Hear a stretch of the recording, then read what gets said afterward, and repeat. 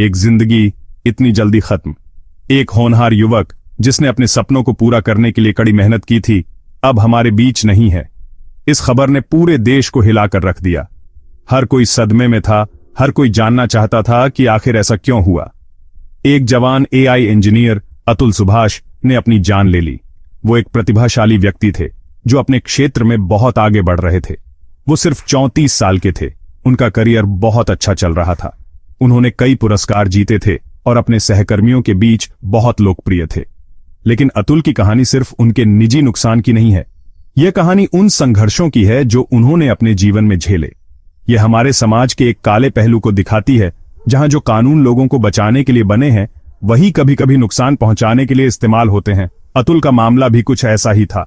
अतुल का suicide note, एक दर्द भरा मैसेज जो उन्होंने छोड़ा, उसमें उन्होंने उस सिस्टम पर उंगली उठाई जिसने उन्हें निराश किया। उन्होंने लिखा कि कैसे उन्हें न्याय नहीं मिला और कैसे उन्हें झूठे आरोपों का सामना करना पड़ा। उन्होंने हैरासमेंट, झूठे इल्जाम और मानसिक प्रताड़ना के बारे में लिखा। उन्होंने बताया कि कैसे ये सब उनके जीवन को नर्क बना दिया था और इंसाफ के लिए अपनी लड़ाई के बारे में लिखा। उन्होंने अपने संघर्षों को साझा किया और बताया कि कैसे उन्होंने हर कदम पर लड़ाई लड़ी। उनकी मौत हमारे लीगल सिस्टम में, खास तौर पर फैमिली मैटर्स में, फेयरनेस और बैलेंस की जरूरत की एक दुखद याद दिलाती है। यह हमें सोचने पर मजबूर करती है कि कैसे हमारे कानून कभी कभी उन लोगों के खिलाफ हो जाते हैं जिन्हें वे बचाने के लिए बने हैं। अतुल की कहानी बहुत लोगों के दिल को छू गई, खासकर उन पुरुषों के जो फैमिली कोर्ट सिस्टम में खुद को असुरक्षित महसूस करते हैं। यह उन सभी के लिए एक चेतावनी है जो इस प्रणाली के शिकार हो सकते हैं। उनकी मौत ने देश भर में बहस छेड़ दी और लोगों को इस मुद्दे पर सोचने के लिए मजबूर कर दिया। यह एक ऐसा मुद्दा है जिसे अब और नजरअंदाज नहीं किया जा सकता। हमें लॉज के मिसयूज और बच्चों से दूर किए गए पिताओं की दुर्दशा के बारे में सोचने पर मजबूर कर दिया। यह एक गंभीर समस्या है जिसे हल करने की आवश्यकता है। यह एक वेकअप कॉल था, बदलाव की एक गुहार और मदद की एक पुकार। हमें इस मुद्दे पर गंभीरता से विचार करना होगा और सुनिश्चित करना होगा कि भविष्य में कोई और अतुल सुभाष न हो। शुरुआत और धोखा। बिहार के एक होनहार नौजवान अतुल सुभाष के बड़े सपने थे। वह एक छोटे से गांव में पले बढ़े थे जहां सुविधाओं की कमी थी, लेकिन उनके सपनों की कोई सीमा नहीं थी। अतुल का मानना था कि मेहनत और लगन से वह अपनी और अपने परिवार की जिंदगी बदल सकते हैं। उन्होंने खूब मेहनत की, पढ़ाई में अव्वल रहे और बेंगलुरु में एक एआई इंजीनियर की अच्छी नौकरी मिल गई। ये नौकरी उनके लिए एक सपने के सच होने जैसा था। उन्होंने दिन रात मेहनत की, नई तकनीकों को सीखा और अपने काम में माहिर हो गए। उनके सहकर्मी और बॉस भी उनकी मेहनत और प्रतिभा की तारीफ करते नहीं थकते थे। जिंदगी बहुत अच्छी लग रही थी। अतुल को लगता था कि अब उनके सारे सपने पूरे हो जाएंगे। वह अपने परिवार को भी शहर में बुलाने की सोच रहे थे ताकि सब मिलकर एक खुशहाल जीवन जी सकें। 2019 में उन्होंने शादी करने का फैसला किया। वह चाहते थे कि उनकी जिंदगी में एक साथी हो जो उनके सुख दुख में साथ दे सके। अतुल ने अपने माता पिता से बात की और वे भी इस फैसले से खुश थे। एक मैट्रिमोनियल साइट के जरिए उनकी मुलाकात निकिता सिंघानिया से हुई, एक ऐसी लड़की जो उनके सपनों को समझती थी। निकिता भी एक महत्वाकांक्षी लड़की थी जो अपने करियर में आगे बढ़ना चाहती थी। दोनों ने एक दूसरे को समझा और जल्द ही शादी का फैसला कर लिया। उसी साल उनकी शादी हो गई। दोनों परिवार बहुत खुश थे। शादी धूमधाम से हुई और सभी ने इस नए जोड़े को आशीर्वाद दिया। अतुल और निकिता ने एक दूसरे से वादा किया कि वे हमेशा एक दूसरे का साथ देंगे। एक साल बाद उनके घर में बेटे का आगमन हुआ। यह उनके जीवन का सबसे खुशी का पल था। अतुल और निकिता ने अपने बेटे का नाम आरव रखा और उसकी परवरिश में कोई कसर नहीं छोड़ी। अतुल बहुत खुश थे। उन्होंने पूरे दिल से पिता बनने का फर्ज निभाया। वह अपने बेटे के साथ समय बिताते, उसे कहानियां सुनाते और उसके हर छोटे बड़े पल को संजोते। अतुल का मानना था कि एक अच्छा पिता बनना उनके जीवन का सबसे महत्वपूर्ण काम है, लेकिन अंदर ही अंदर रिश्ते में दरारें पड़ने लगीं। अतुल और निकिता के बीच छोटी छोटी बातों पर झगड़े होने लगे। निकिता का व्यवहार बदलने लगा और वह अतुल से दूर दूर रहने लगी। अतुल को समझ नहीं आ रहा था कि आखिर ऐसा क्यों हो रहा है। निकिता, जो दिल्ली में एक्सेंचर में काम करती थी, धीरे धीरे दूर होने लगी। वह अपने काम में इतनी व्यस्त हो गई कि घर और परिवार के लिए समय निकालना मुश्किल हो गया। अतुल ने कई बार कोशिश की कि वे दोनों साथ बैठकर बात करें, लेकिन निकिता हमेशा टाल देती। महंगे गिफ्ट्स, सोना और अपने परिवार के बिजनेस के लिए पैसे की मांग बढ़ने लगी। निकिता के परिवार की आर्थिक स्थिति ठीक नहीं थी और वे अतुल से लगातार पैसों की मांग करते रहते थे। अतुल ने सोचा कि यह सब कुछ समय के लिए है और जल्द ही सब ठीक हो जाएगा। अतुल प्यार में अंधे और अपने परिवार की जरूरतें पूरी करने की चाहत में उसकी हर मांग पूरी करने की कोशिश करते रहे। उन्होंने अपने सारे सेविंग्स निकाल दिए और लोन्स भी लेने लगे।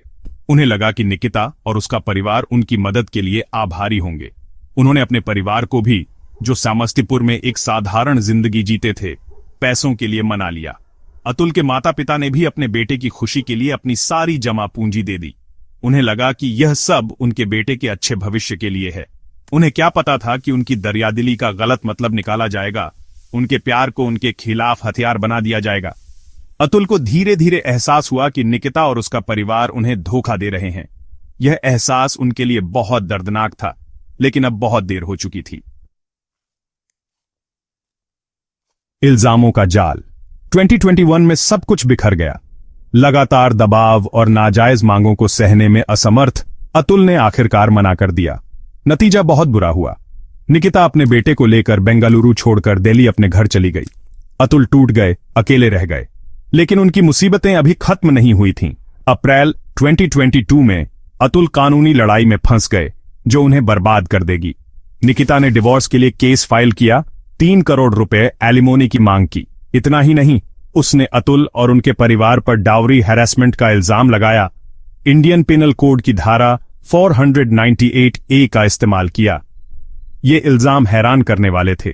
अतुल, जो हमेशा एक प्यार करने वाले और सपोर्टिव हस्बैंड रहे थे, उन्हें क्रिमिनल बना दिया गया। वो एक बुरे सपने में फंस गए, एक ऐसे लीगल सिस्टम का सामना कर रहे थे जो उन्हें पहले ही गिल्टी मान रहा था।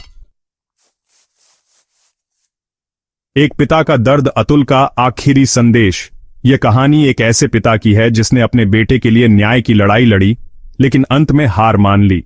अतुल ने पूरी ताकत से लड़ाई लड़ी। उन्होंने हर संभव प्रयास किया कि वह अपने बेटे के साथ रह सकें और उसे एक बेहतर जीवन दे सकें, लेकिन हर कदम पर उन्हें निराशा ही हाथ लगी।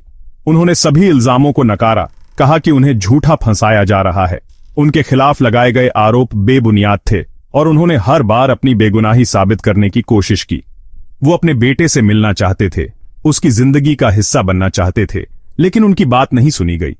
हर बार जब वह अपने बेटे से मिलने की कोशिश करते, उन्हें निराशा ही मिलती। कानूनी लड़ाई ने उन्हें तोड़ दिया। अदालत के चक्कर और कागजी कार्यवाही ने उनकी सारी ऊर्जा छीन ली। वह हर दिन और अधिक थकान और निराशा महसूस करने लगे। वो अकेला, टूटा हुआ और पूरी तरह से लाचार महसूस कर रहे थे। उनके पास कोई नहीं था जो उनकी बात समझ सके या उनका साथ दे सके। वह अपने दर्द और संघर्ष में अकेले थे। इंसाफ की उनकी गुहार अनसुनी हो रही थी। उन्होंने हर संभव प्रयास किया कि उनकी आवाज सुनी जाए, लेकिन हर बार उन्हें निराशा ही हाथ लगी। ये कदम उठाने से पहले अतुल ने 24 पन्नों के सुइसाइड नोट में अपना दिल खोल कर रख दिया। उन्होंने अपने जीवन के हर उस पल को लिखा जो उन्हें दर्द और तकलीफ में डालता था। उन्होंने उस हैरासमेंट के बारे में बताया जो उन्होंने सहा था, कैसे लोग उन्हें मानसिक और भावनात्मक रूप से प्रताड़ित करते थे। यह सब उनके लिए असहनीय हो गया था।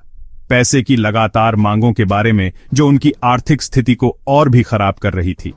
वह हर दिन आर्थिक तंगी से जूझ रहे थे और यह उनके लिए एक बड़ा बोझ बन गया था। और अपने बेटे से अलग होने के दर्द के बारे में। वह अपने बेटे को दूर से देखते थे, लेकिन उसे गले लगाने का सुख उन्हें नहीं मिल पाता था। यह दर्द उनके दिल को चीर रहा था। उन्होंने 40 घंटे का एक वीडियो छोड़ा, अपनी सच्चाई दिखाने की एक कोशिश। इस वीडियो में उन्होंने अपने जीवन के हर उस पहलू को उजागर किया जो उन्हें तकलीफ दे रहा था। इन रिकॉर्डिंग्स में उन्होंने अपने बेटे के लिए अपने प्यार, अपने बेटे के प्रति अपनी भावनाओं को व्यक्त किया। उन्होंने बताया कि वह अपने बेटे को कितना प्यार करते हैं और उसके बिना उनका जीवन अधूरा है। लीगल सिस्टम से अपनी निराशा। उन्होंने बताया कि कैसे न्याय प्रणाली ने उन्हें निराश किया और उनके जीवन को और भी कठिन बना दिया। वह हर दिन इस निराशा के साथ जी रहे थे और अपनी लाचारी के बारे में बताया। उन्होंने बताया कि कैसे वह हर दिन खुद को लाचार और बेबस महसूस करते थे। उनके पास कोई रास्ता नहीं बचा था। उन्होंने अपने बेटे के लिए एक मैसेज छोड़ा, जिसमें उन्होंने अपने बेटे के प्रति अपने प्यार और उसकी यादों को संजोने की बात कही। यह संदेश उनके दिल की गहराइयों से निकला था। अपना प्यार और उससे अलग होने के दर्द के बारे में बताया। उन्होंने अपने बेटे को बताया कि वह उसे कितना याद करते हैं और उसके बिना उनका जीवन कितना अधूरा है। ये एक पिता का आखिरी प्यार था, एक पिता का अपने बेटे के प्रति अंतिम संदेश। ये संदेश उनके दिल की गहराइयों से निकला था और उनके बेटे के लिए उनके असीम प्यार का प्रतीक था। उसकी कहानी सुनने की एक गुहार, यह एक पिता की आखिरी कोशिश थी कि उसकी आवाज सुनी जाए और उसे न्याय मिले। यह कहानी हर उस पिता की है जो अपने बच्चों के लिए लड़ता है और अंत में हार मान लेता है। जब कानून फेल हो जाते हैं, गलत इस्तेमाल और इंसाफ की जरूरत। अतुल सुभाष की दर्दनाक मौत ने एक गंभीर मुद्दे को सामने लाया, महिलाओं की सुरक्षा के लिए बने कानूनों का दुरुपयोग। ये कानून महिलाओं को घरेलू हिंसा और उत्पीड़न से बचाने के लिए जरूरी है, लेकिन कई बार इनका इस्तेमाल पैसे ऐंठने और बदला लेने के लिए किया जाता है।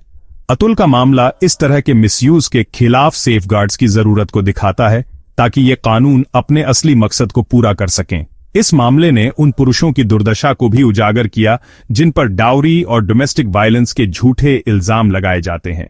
किसी भी न्यायपूर्ण लीगल सिस्टम का आधार किसी को भी बिना सबूत के गिल्टी ना मानना इन मामलों में नजर नहीं आता, जिससे पुरुष मैनिपुलेशन और अब्यूज का शिकार हो जाते हैं। अतुल की मौत मेंस राइट्स एक्टिविस्ट्स के लिए एक आवाज बन गई, जिन्होंने एक बैलेंस्ड अप्रोच की मांग की जो सभी के लिए फेयरनेस और ड्यू प्रोसेस सुनिश्चित करे।